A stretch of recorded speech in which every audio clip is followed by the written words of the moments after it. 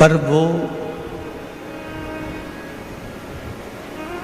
भगवान शंकर की अविरल भक्ति, भगवान शिव का भजन, भगवान शिव का नाम जाप हमें कब फल प्रदान करता है?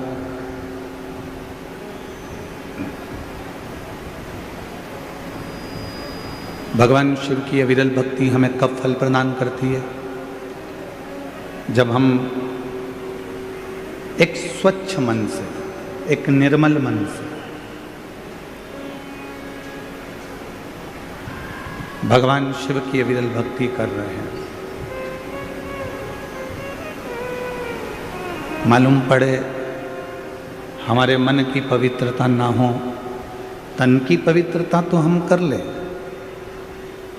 तन तो हमने साबुन से धो लिया, सर्फ लगा लिया, शैम्पू लगा लिया, तो शरीर की पवित्रता तो हो गई।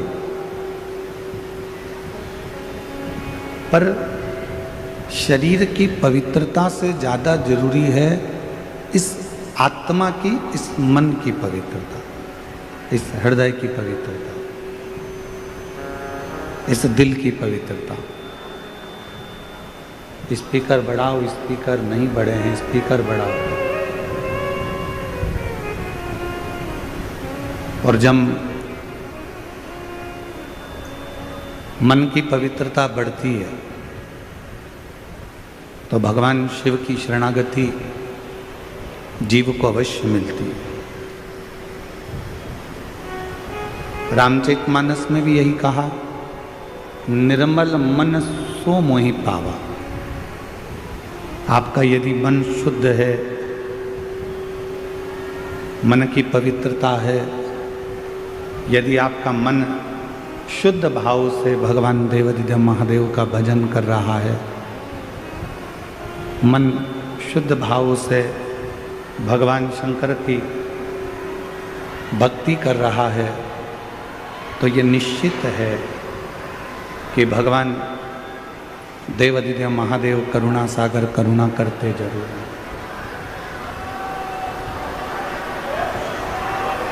और शंभु शरण पड़ी मांगो घड़ी रे घड़ी, दुख काटो दया करी दर्शन आपो।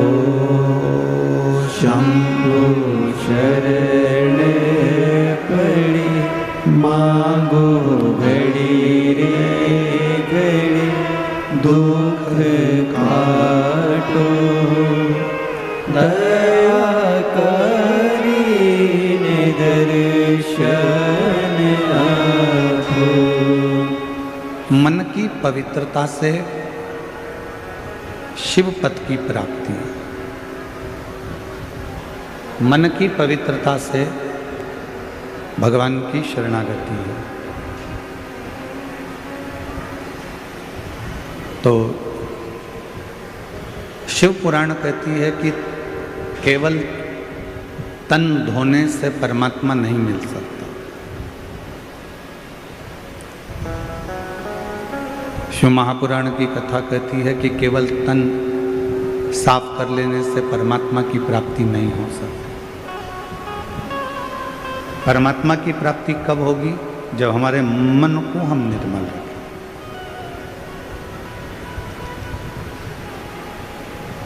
आपसे एक बात पूछें, उत्तर दीजिएगा जरा। जितनी मेरी शिरडी की जीजियाँ बैठी हैं, जितने मेरे शिरडी के जीजा बैठे हैं, उत्तर देना। घर में रोज झाड़ू लगाते हो कि नहीं लगाते? जम के तो बोलो, लगाते हो? घर में रोज बर्तन मांजते हो कि नहीं मांजते हो? बोलो बोलो, जम के बोलो, मांजते हो? जब घर में रोज झाड़ू लगा रहे हो, रोज बर्तन मांज रहे हो, अपने गिलास, अपने चाय के कप अपन स्वयं मांज लेते हैं, साफ कर लेते हैं। जब घर में रोज झाड़ू लगा रहे हो, रोज बर्तन मांज रहे हो, रोज सफाई कर रहे हो, तो मान लो 2 दिन, 4 दिन, 8 दिन, 10 दिन, 15 दिन, 1 महीना यदि तुम घर में झाड़ू नहीं लगाओ तो 1 महीने तक तुम बर्तन ही नहीं मांजो तो वो बर्तन पर मेल जमता जाएगा, झूठन जमती जाएगी और बर्तन काला हो जाएगा। जिस कमरे की रोज झाड़ू नहीं निकलती, जिस घर की रोज बुआरी नहीं निकलती, झाड़ू नहीं झाड़ते, वो कमरा एक दिन अटाला घर हो जाता है, कबाड़े का कमरा हो जाता है।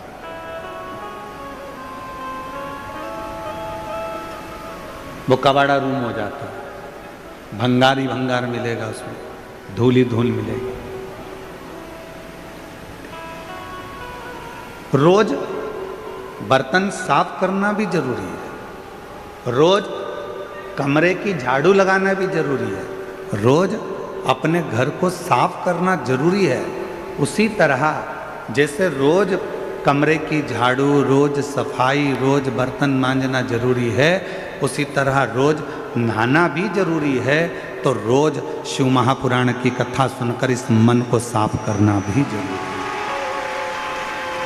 प्रतिदिन कथा सुनो, प्रतिदिन भगवान की अविरल भक्ति को धारण करो, प्रतिदिन शिव नाम को जपो।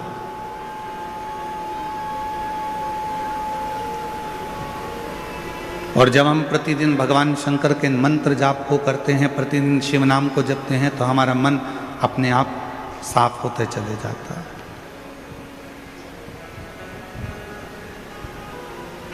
एक बड़ा सुंदर प्रसंग है, ध्यान से सुनना। एक दिन पर्वत ने नदियों से पूछा कि नदियों एक बात बताओ, तुम हमें छोड़कर चली क्यों जाती हो? गंगा कहां से प्रकट हुई? हिमालय से, पर्वत से। यमुना जी कहां से प्रकट हुई? हिमालय से, पर्वत से। अलकनंदा पर्वत से, मंदाकिनी पर्वत से, गोदावरी पर्वत से, नर्मदा पर्वतों से।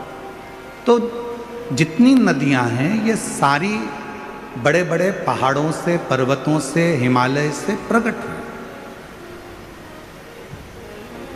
तो एक दिन पर्वत ने कहा,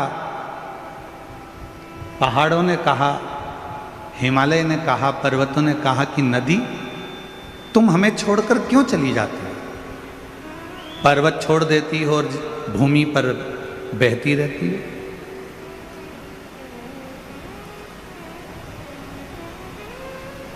नदी चुप रही, कुछ बोली नहीं। फिर पर्वत ने कहा कि नदी एक बात बताओ कि तुम हमको छोड़कर क्यों चली जाती हो? तब नदी ने उत्तर दिया पर्वत को कि पर्वत, तुम बहुत कठोर हो, और तुम इतने कठोर हो, तुम्हारे कठोरपन के कारण हम तुम्हें छोड़कर चले जाते हैं।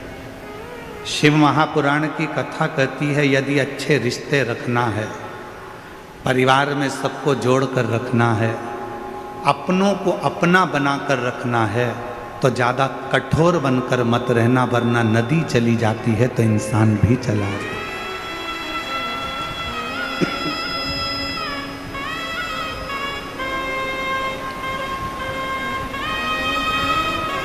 जितने कठोर रिश्ते हम, जितने कठोरपन हम रखेंगे, जितनी कठोरता हम रखेंगे, उतने हमसे रिश्ते दूर होते चले जाएंगे।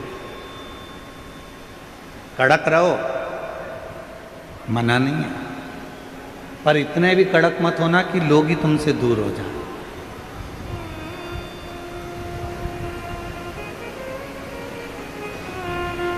क्रोध करो, मना नहीं है, पर इतना भी क्रोध मत करना कि लोग तुमसे दूर हो जाएं।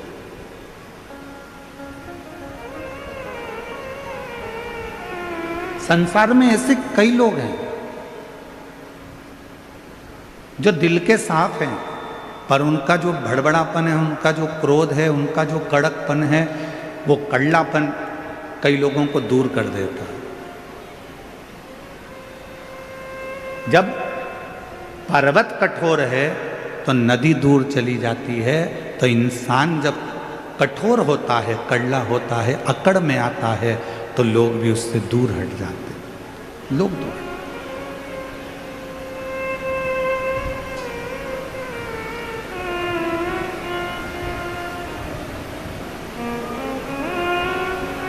मैं माननीय राधा कृष्ण विखे पाटिल जी आपको एक बात कहना चाहूँगा। परसों की बात है और परसों जब हम आपके घर से आ रहे थे तो वहाँ बहुत सारे लोग, कोई कहीं कहीं से आए होंगे तो इकट्ठे हो गए।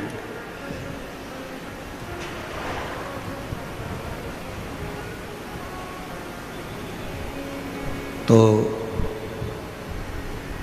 उसमें से हमने एक व्यक्ति से, और एक महिला थी उनके साथ, और एक बच्चा था, शायद बच्चा को कोई तकलीफ होगी, कोई बीमार होगा, और माँ की गोद में वो बच्चा था, और वो आदमी भी, उसका पति भी वहीं पर था। तो हमने पूछा कि यहाँ तो इतनी फोर्स लगी हुई है, आसपास किसी को आने नहीं देते, तो तुम लोग यहाँ कैसे खड़े हो गए? इतनी फोर्स लगी है, पुलिस लगी है, हम जब निकल कर जा रहे हैं तो तुम लोग इतने इकट्ठे कैसे हो गए? तो माननीय मैं विखे पाटिल जी को कहना चाहूँगा, उस महिला का और उसके पति का एक कहना था कि हमारे विखे साहब ऐसे हैं, हमको लगता ही नहीं है कि वो मंत्री हैं कि नेता हैं, वो तो हमारे घर जैसे लगते हैं। और उन्हीं ने हमको यहाँ खड़ा करवा दिया कि गुरुजी निकलेंगे तो तुमको आशीर्वाद देते हुए चले जाएंगे दर्शन। मैं आपकी ये सरलता को विखे साहब बहुत बहुत साधुवाद करता हूँ, प्रणाम करता हूँ। आपकी नम्रता,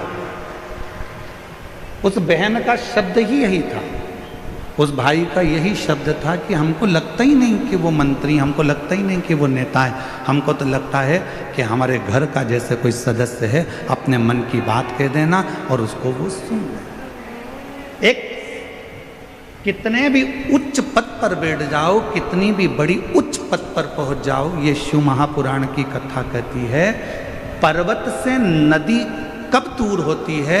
पर्वत जब कठोर हो जाता है तो नदी चली जाती है, व्यक्ति जब कठोर हो जाता है तो लोग दूर हट जाते हैं, पर व्यक्ति में जब नम्रता रहती है तो सारी दुनिया अपनी होती चली जाती है, सबका प्यार मिलता चला, सबका।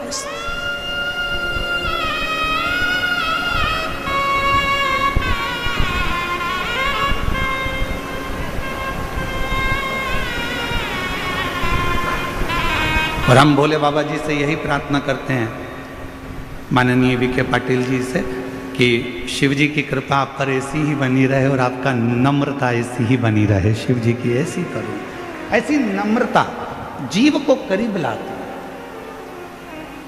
आपके भीतर की सरलता शिव को करीब लेकर आती। हमने ऑनलाइन कथा में एक बात कही थी जलगांव से कि शिव को पाने का सबसे सुंदर तरीका कौन सा है? तो जलगांव की कथा में कहा था शंकर जी को पाने का सबसे सुंदर तरीका है अपनी वाणी का प्रयोग करो, शिव को पुकारो।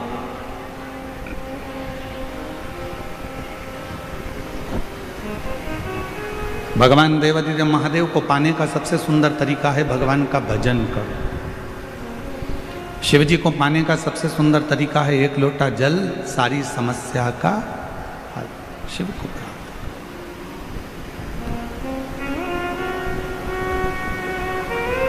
दो परीक्षा होती है, एक परीक्षा होती है लिखित, एक परीक्षा होती है मौखिक। बोलो जी जी हाँ, सही है कि गलत है? जम के तो बोलो।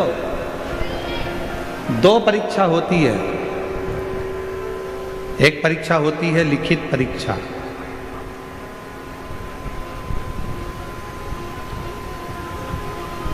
और दूसरी परीक्षा होती है मौखिक परीक्षा। लिखित परीक्षा में लिखना पड़ता है और मौखिक परीक्षा में बोलना पड़ता है।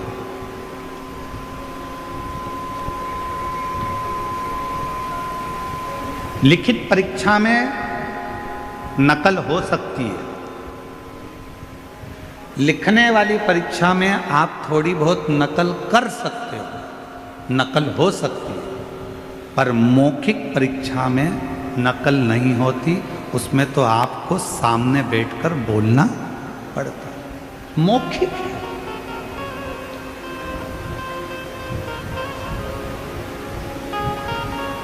लिखित परीक्षा के नंबर थोड़े बहुत कट सकते हैं, पर मौखिक परीक्षा जो लेने के लिए बैठा है वो आपके बोलने के तरीके को देखकर नंबर बढ़ा भी देता है और नंबर चढ़ा भी देता है और तुम्हें पास करा भी देता है।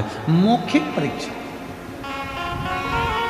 लिखित परीक्षा में नकल हो सकती है, लिखित परीक्षा में आपके नंबर कम हो सकते हैं, पर मौखिक परीक्षा में आपके नंबर बढ़ सकते हैं, टीचर आपके नंबर बढ़ा सकता है। वो मौखिक परीक्षा।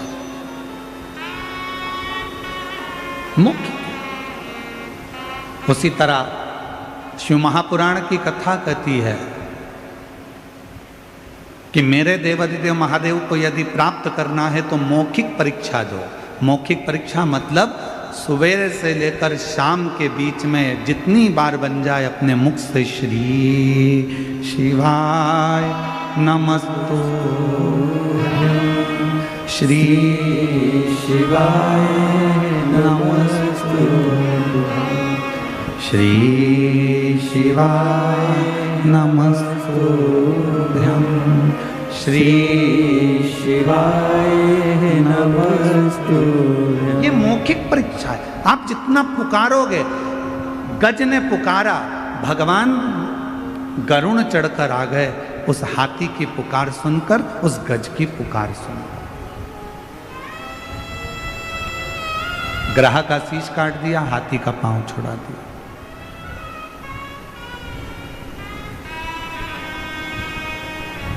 एक चींटी भी अगर पुकारती है, भगवान दौड़ कर आते हैं। एक जीव भी जरा सा पुकारता है, भगवान दौड़ कर आते हैं। यह मौखिक परीक्षा है। आप जितने प्रेम से परमात्मा को पुकारोगे, आप जितने प्रेम से भगवान को बुलाओगे, मेरा परमात्मा उतने प्रेम से दौड़ कर आता है। जब आप और हम शिव महापुराण की कथा को सुनते हैं, भगवान शंकर की कथा को श्रवण करते हैं और कथा सुनने के बीच में बैठकर श्री शिवाय नमस्तुभ्यम जब आंख बंद कर कर, नेत्र बंद कर कर, हाथ जोड़कर जब हम शिव का मंत्र उच्चारण करते हैं और बाद में जब अपने दिल की बात कहते हैं, तो मेरा शंकर भगवान वो 3 महीने में पूर्ण कर ही देता है। ये पुकार है, ये पुकार।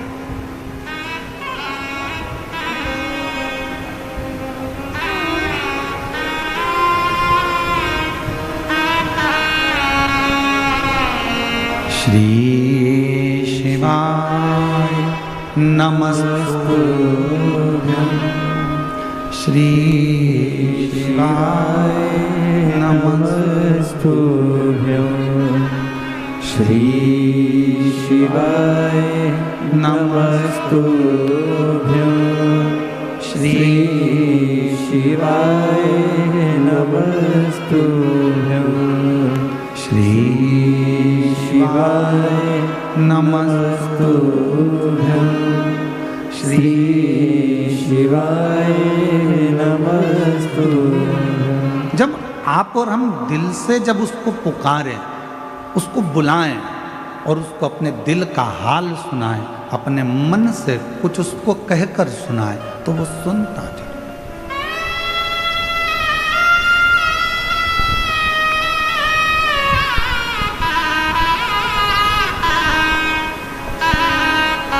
आप अपने मन का भाव कहो उसको, आप अपने दिल का भाव कहो उसको।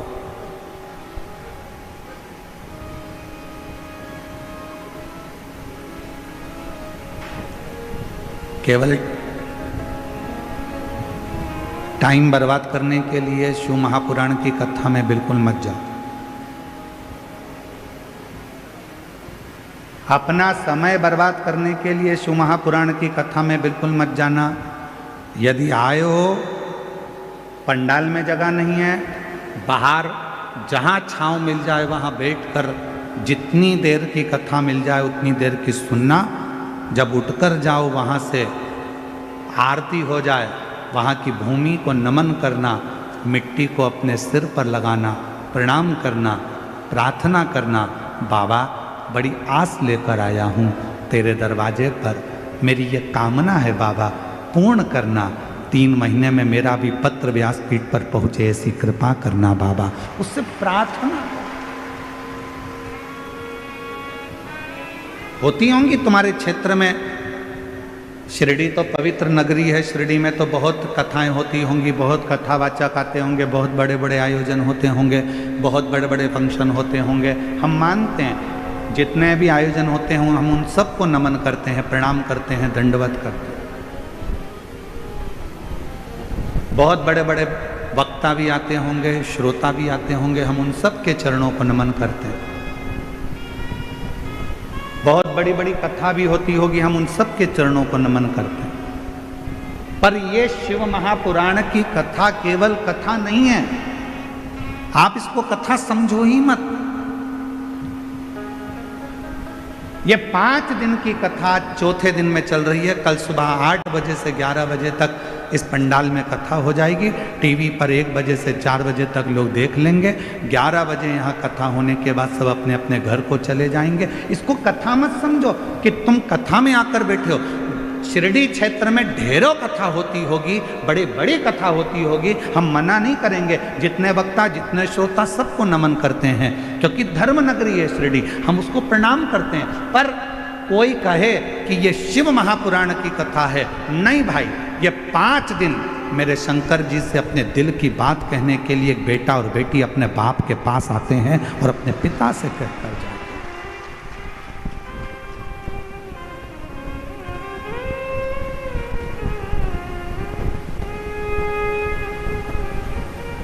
पहले मोबाइल नहीं होते थे, फोन नहीं होते थे, एसटीडी बूथ होते थे। बोलो सही है कि गलत है? अरे जम के तो बोलो। ना फोन होते थे, ना मोबाइल होते थे, एसटीडी बूथ होते थे।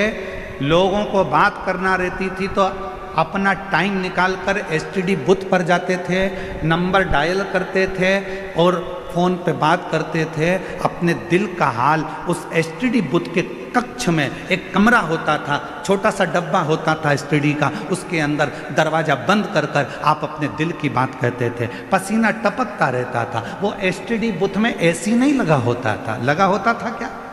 अरे बोलो तो जम के। पसीना टपकता था, दरवाज़ा बंद था, कोई अपनी बात ना सुन ले, एसटीडी बूथ का दरवाज़ा बंद कर कर हम बात करते थे। 5 मिनट, 10 मिनट और ज़्यादा बात करना हो तो 20 मिनट, 1 घंटा हम अपने दिल की बात उस एसटीडी बूथ के अंदर बैठ कर करते थे। उसी तरह जैसे पहले फ़ोन नहीं होते थे, पहले मोबाइल नहीं होते थे, तो लोग एसटीडी बूथ में जाकर बात करते थे अपने दिल की, जिससे करना होती थी। उसी तरह आज भी ये शिव महापुराण का जो पंडाल है ये एसटीडी बूथ है और आप अपने अपने घर से आकर परमात्मा से बात करते हो। यहां बैठकर आप शिव से बात कर रहे हो, यहां बैठकर आप शंकर जी से बात कर रहे हो, यहां बैठकर आप अपने दिल का हाल अपने देवादिदेव महादेव को श्रवण करा रहे हो।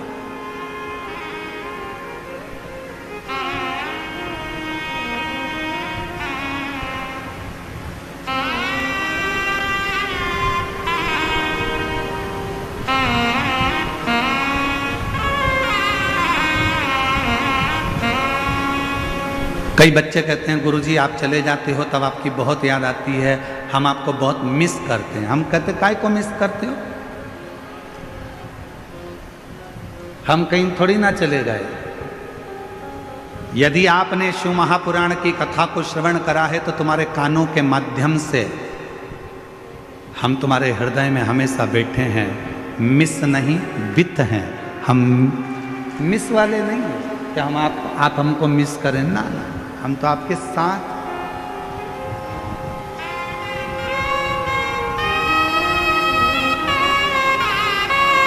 और मैंने तेरे ही भरोसे, बाबा तेरे ही भरोसे। हवा बिच उड़ती जावांगी, बाबा डोर तो छड़ी नामे कटी जावांगी। भोले मैं तेरी पतंग, शंभो मैं तेरी पतंग। हवा बिच उड़ती जावांगी, बाबा डोर तो छड़ी नामे कटी जावांगी। आप शिव से बात करने के लिए आए, यहां केवल कथा सुनने के लिए नहीं आए।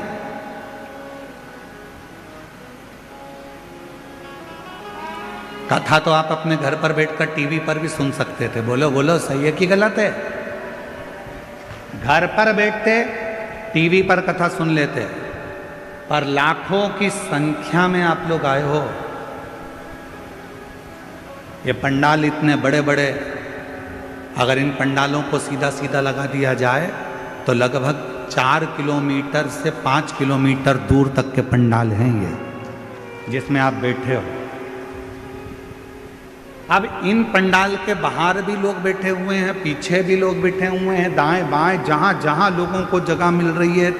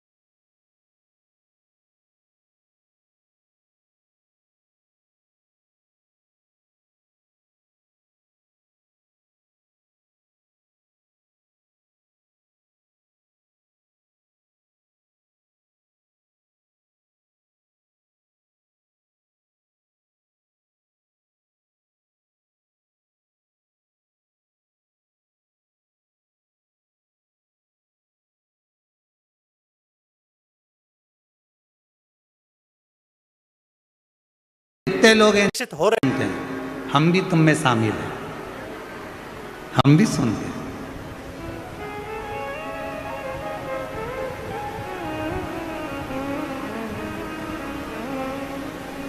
जब खुशी होती है तो गाने सुनते हैं। बोलो बोलो, जम के बोलो, थोड़ा थोड़ा गुनगुना भी लेते हैं। खुशी में केवल आप और हम गाने सुनते हैं, और जब दुख आता है तो गाने सुनते हैं, पर गाने के जितने बोल होते हैं उन बोल को अपने ऊपर हम महसूस करते हैं। दुख आया, तकलीफ आई, कष्ट आया, तो गाने के जो बोल हैं उसको हम अपने ऊपर महसूस कर रहे हैं। कहीं चोट लग गई दिल में, हृदय में किसी ने धोखा दे दिया, और गाने सुन रहे, दिल के अरमा आंसुओं में बह गए, तो अपने ऊपर महसूस कर रहे हैं मेरी पूरी जिंदगी बर्बाद कर दी मैंने, कितना अच्छा, कितना साथ दिया था और मेरा पूरा जीवन। उस गाने के बोल को हम अपने ऊपर महसूस कर रहे हैं।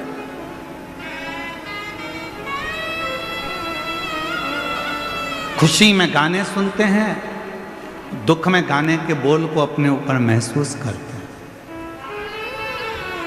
शिव महापुराण की कथा कहती है 3 घंटे की कथा में आप 2-2.5 घंटे कथा सुनते हो। 2-2.5 घंटे की कथा में आप जब 5 मिनट श्री शिवाय नमस्तुभ्यम कहने का आए, भोला मेरा सब दुख काटो, ये बोलने का आए, उस समय पर शंकर को अपने पास में महसूस करना प्रारंभ करो कि मैं शिव मेरे पास में बैठे हैं और मैं शंकर को अपने हृदय का भाव कर रहा हूं।